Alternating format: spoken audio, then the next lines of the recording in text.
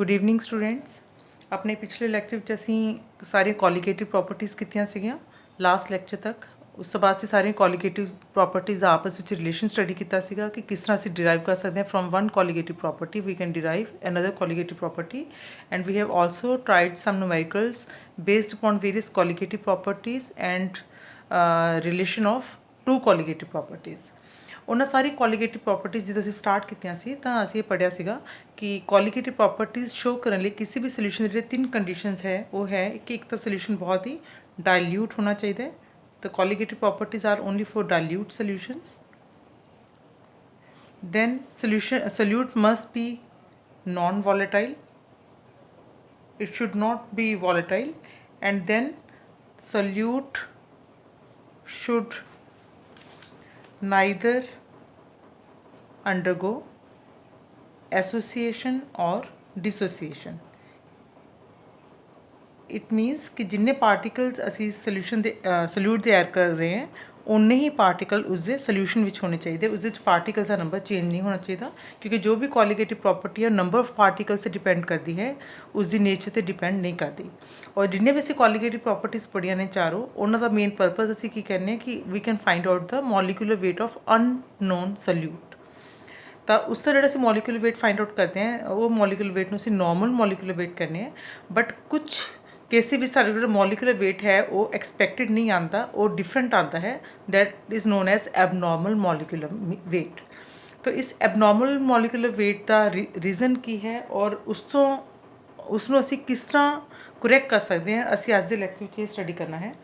सो abnormal molecular wait किदों आता है कि जो असी कोई इस तरह का सोल्यूट ऐड करते हैं, सोल्यूशन चाहे डाइल्यूट है नॉन वॉलेटाइल सोल्यूट है, बट अगर असी सोल्यूट इस तरह का ऐड करते हैं कि या तो वो एसोसीएशन शो कर रहा है सॉल्वेंट विच या फिर डिसोसीएशन शो कर रहा है, तो उस केस विच मॉलिक्यूलर वेट सारे को एक्सपैक्टेड या नॉर्मल नहीं आएगा। फॉर एग्जाम्पल कि अगर असी सोडियम क्लोराइड है जोड़ा उसनों अगर असी वाटर दे विच डिजोल्व कर दिए तो सोडियम क्लोराइड इत्थे एक एंटिटी है, बट जो असी इसमें वाटर विच डिजोल्व करते हैं it is dissociated into ions to give sodium ion and chloride ion. So एक पार्टिकल जोड़ा सीगा वो दो पार्टिकल दे विच कन्वर्ट हो गया है आफ्टर डिसोसीएशन। सो क्योंकि पार्टिकल्स का नंबर इनक्रीज हो गया है and colligative property depends upon the number of particles, तो कोलीगेटिव प्रॉपर्टी भी साढ़े को डबल हो जाएगी और ऑलमोस्ट डबल हो जाएगी। और क्योंकि हर फॉर्मूला असी जो है कोलीगेटिव प्रॉपर्टी का फॉर्मूला उसदे विच असी देखा है कि जो मॉलिक्यूलर वेट है that is inversely proportional to colligative property.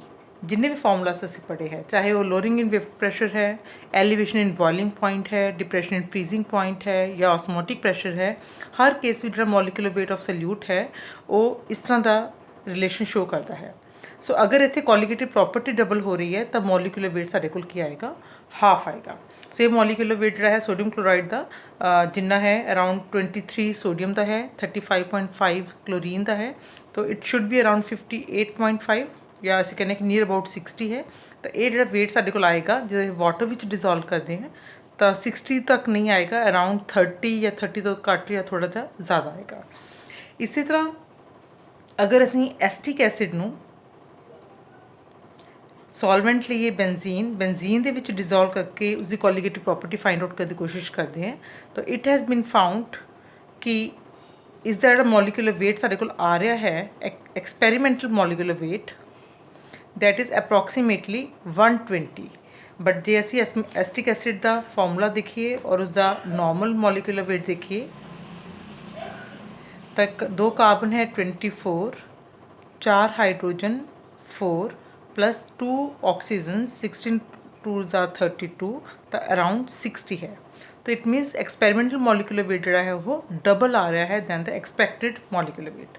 सो इस तरह के सोल्यूट जोड़े कि सोल्यूशन दे विच जाके या डिसोसीएट हो रहे हैं या एसोसीएट हो रहे हैं साढ़े को मॉलिक्यूलर वेट जोड़ा है और नॉर्मल नहीं आएगा, इसनों असी कहने हैं एबनॉर्मल मॉलिक्यूलर वेट। सो अगर मॉलिक्यूलर वेट एबनॉर्मल है तो उस केस में असी इसनों किस तरह करैक्ट कर सकते हैं। तो इसके लिए साढ़े को एक फैक्टर है that is known as van't Hoff factor. Van't Hoff factor इसनों असी आई दे नाल डिनोट करते हैं।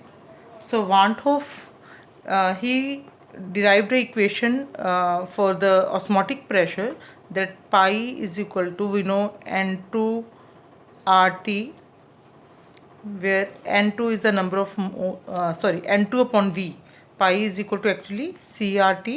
So C is the concentration in terms of molarity, जिसमें ਅਸੀਂ ਇਸ तरीके ਨਾਲ ਲਿਖ ਸਕਦੇ हैं n2 is the number of moles of solute, v is the volume of the solution.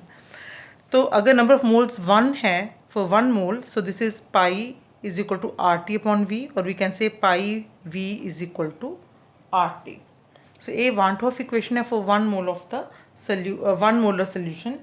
तो उस केस ਵਿੱਚ Van 't Hoff ने एक ਸਾਨੂੰ फैक्टर ਦਿੱਤਾ है I, which is equal to observed osmotic pressure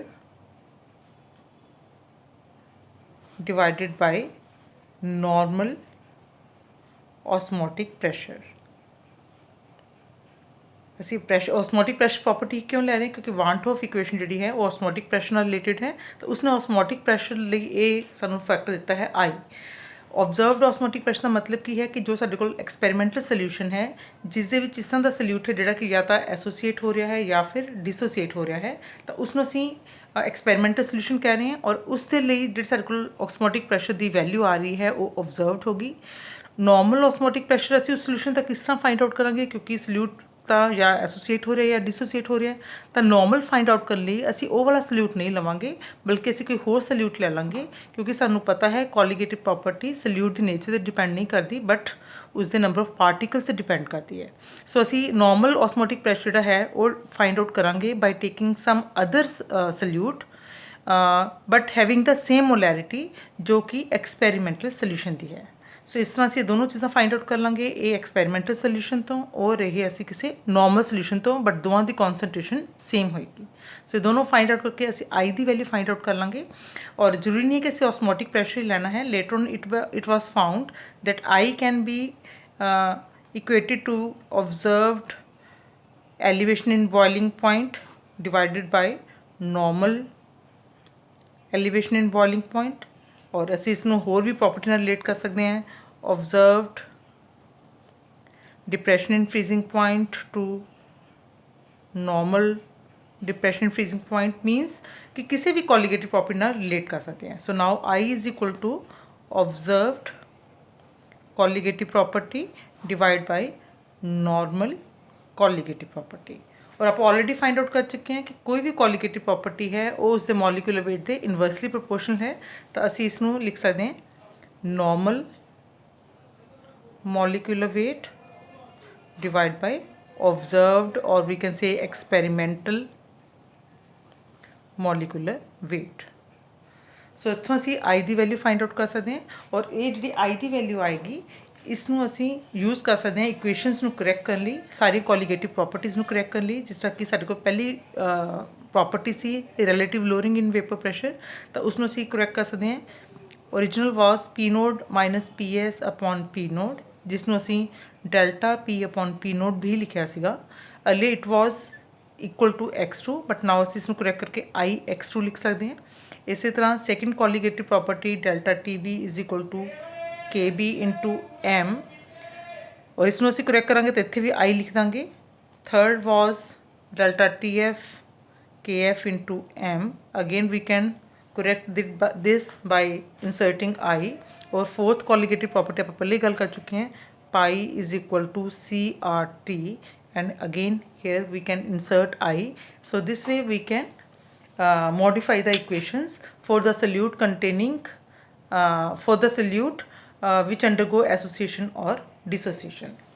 So इसका I जो है वान 't Hoff फैक्टर इस द फ़ायदा की है, इस द यूज़ की है, इस द एडवांटेज की है। So this I can be used for the determination of degree of dissociation. इसका मतलब की है कि अगर असी कोई इस तरह का सोल्यूशन विच ऐड किया है जो डिसोसीएशन जिसकी डिसोसीएशन होंगी है, पार्टिकल्स का नंबर इनक्रीज हो जाता है, तो I के नाल वान 't Hoff फैक्टर नाल असी ये फाइंड आउट कर सकते हैं कि उसकी डिसोसीएशन कितनी हो रही है, किन्ने % हो रही है। तो इस असी एग्जाम्पल कोई भी एक जनरल ले सकते हैं। मान लो साढ़े कोल AB सोल्यूट है, when it is dissolve in solvent it undergo this type of dissociation. तो इस तरह डिसोसीएशन हो जाएगी। असी अज्यूम करते हैं कि बिफोर डिसोसीएशन इसके कितने मोल्स है, नंबर ऑफ मोल्स ਆਪਾਂ ए बी ਦਾ 1 ਮੋਲ ਪਾਇਆ ਔਰ ਅਗਰ ਡਿਸੋਸੀਏਸ਼ਨ ਨਹੀਂ ਹੋਈ ਤਾਂ ਇਹ 0 ਹੋਏਗਾ, ए भी 0 ਹੋਏਗਾ। ਬਟ ਅਗਰ ਅਸੀਂ ਇੱਥੇ ਅਸਿਊਮ ਕਰ ਲਈਏ ਇੱਕ factor alpha which is degree of dissociation, so alpha is actually fraction of total number of molecules undergoing dissociation।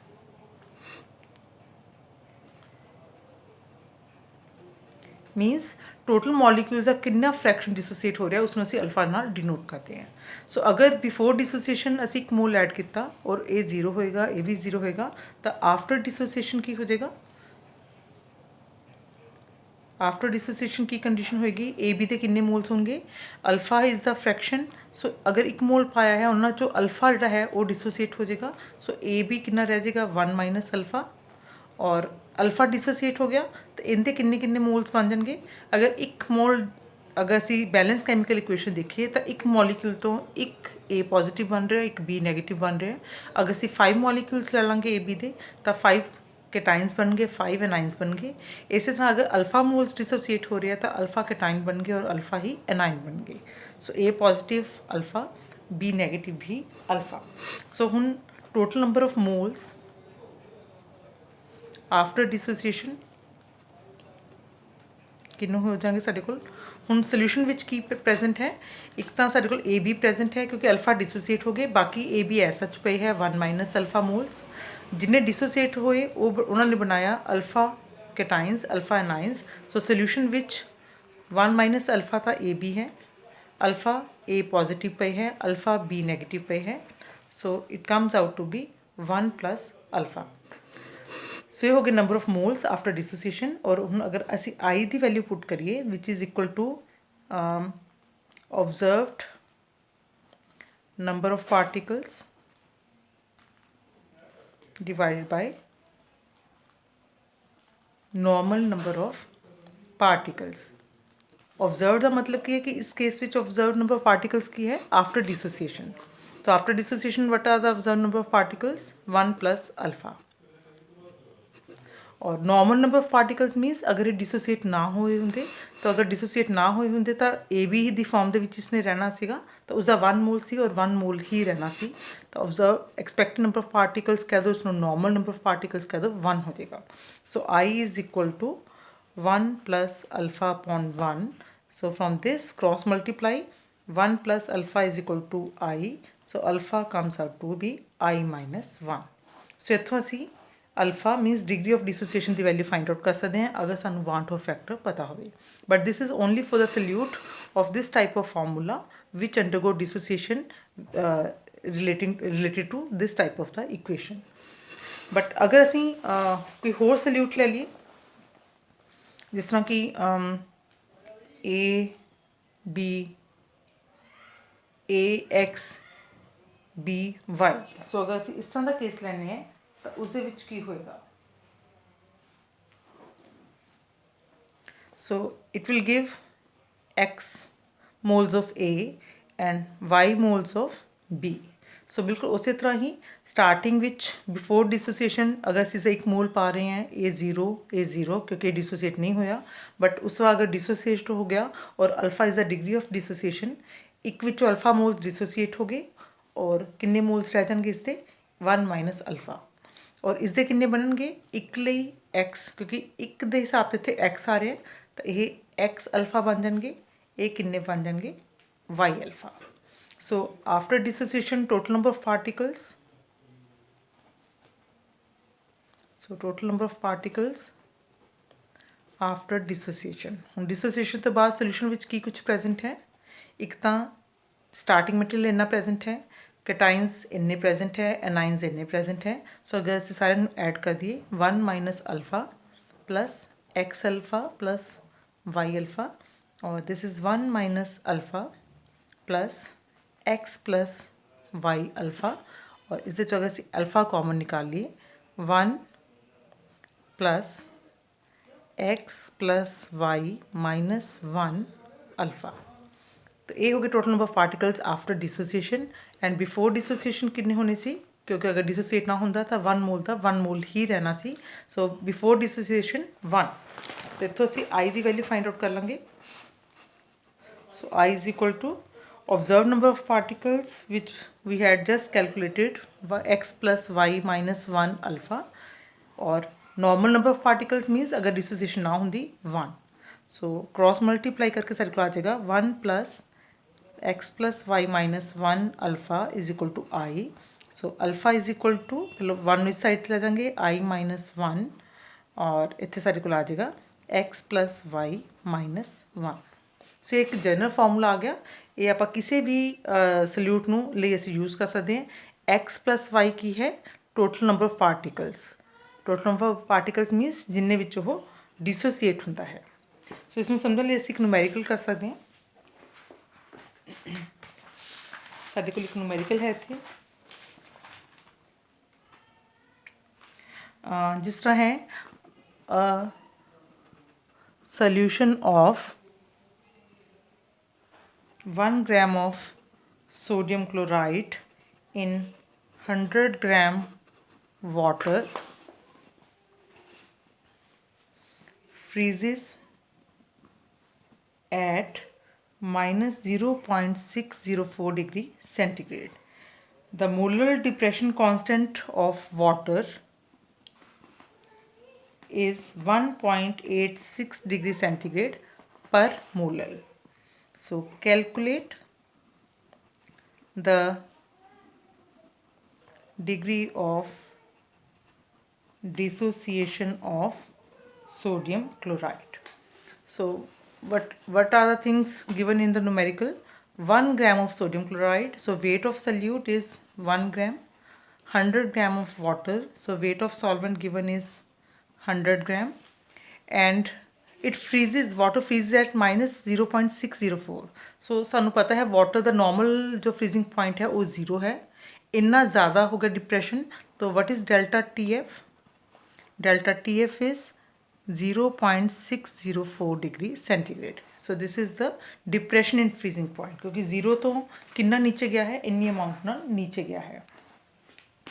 और के एफ की वैल्यू सानू दिती हुई है, दिस इज़ 1.86 डिग्री सेंटीग्रेड पर मोलर। तो डिप्रेशन फ्रीजिंग पॉइंट्स दिता हुआ है, तो असी वाली प्रॉपर्टी यूज़ करना है। Delta T F is equal to K F into M.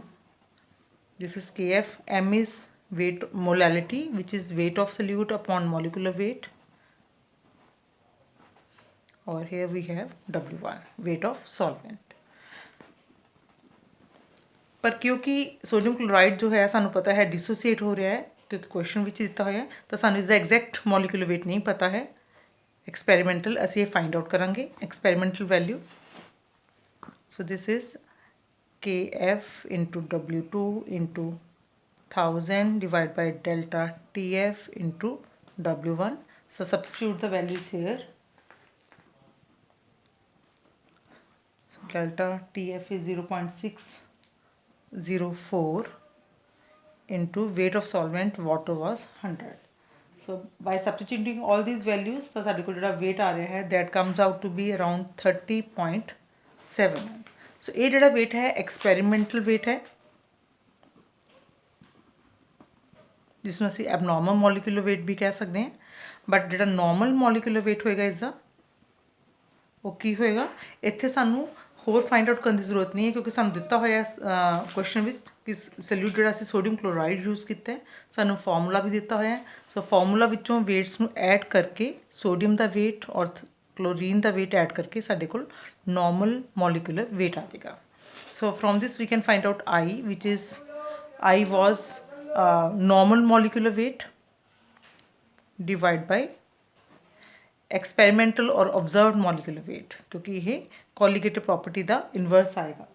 So this value comes out to be 1.90। हुण अगर असी अल्फा फाइंड आउट करना है तो जिहड़ा सोडियम क्लोराइड है it dissociate in water to give sodium ion and chloride ion, और इस तरह का बैलेंस कैमिकल इक्वेशन बनेगी। सो जो असी पहलों फॉर्मूला किया सीगा कि स्टार्टिंग विच इज़ अ 1 मोल है, इज़ अ 0 इज़ अ 0, जो अल्फ़ा डिसोसीएट हो गए, इससे 1 माइनस अल्फ़ा रह गए, इसका अल्फ़ा बन गया, इसका अल्फ़ा बन गया. So after dissociation number of particles